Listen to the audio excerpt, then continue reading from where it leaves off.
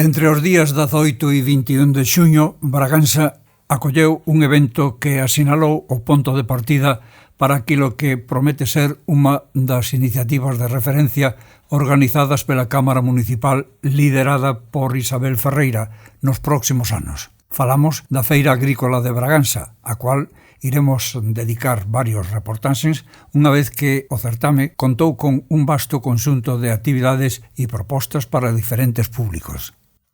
Paralelamente, aproveitamos unha conversa con a presidente da Cámara para coñecer unha noticia que nos agradou particularmente e que decidimos publicar en separado.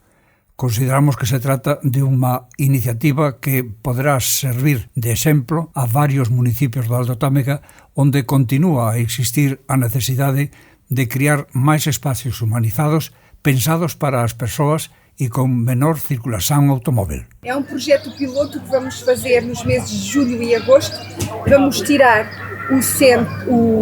a circulação rodoviária do centro histórico, vamos colocar mobiliário urbano na principal praça do centro, com mesas e cadeiras e guarda-sóis e decoração nas ruas, para assim mobilizar mais os turistas e mesmo as pessoas de Bragança para permanecerem no centro histórico e dinamizarem o comércio.